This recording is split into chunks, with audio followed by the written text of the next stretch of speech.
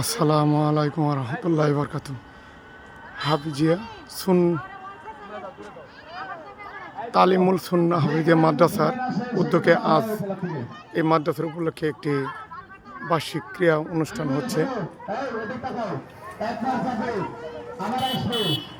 বার্ষিক ক্রিয়া অনুষ্ঠানে সব ছোট ছোট বাচ্চারা দেখেন অংশগ্রহণ করতেছে। এখানে মা বাবা সবাই উপস্থিত আছে। আলহামদুলিল্লাহ এই মাদ্রাসা যেন অনেক দূর এগিয়ে যায় সে দোয়া করতেছি। ছোট ছোট হাফিজের মাদ্রাসা বসে আছে। এখন ছোট বাচ্চাদের প্রতিযোগিতা হচ্ছে দৌড়।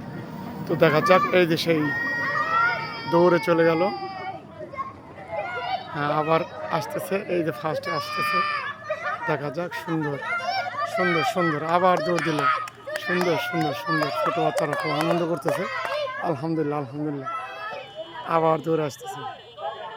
এই মা বাবা সবাই এখানে উপস্থিত আছে। আমরা দোয়া করি তাদের পথ যেন সুগম হয়, অনেক দূরে এগিয়ে যেতে পারে। তাদের উত্তরোত্তর দিন কামনা করতেছি। এই দিনটা যেন আরো অনেক বড় হয়, অনেক সফলতা অর্জন করতে পারে, এই মাদ্রাসাটা অনেক দূর এগিয়ে যায়।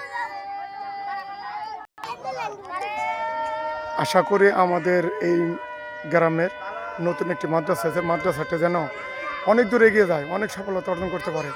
তার জন্য আমার দোয়া রইল, দেশবাসীর দোয়া রইল। সবাই আমরা এলাকার মানুষ হিসাবে সাপোর্ট করব, অনেক দূর যেন এগিয়ে যেতে পারে।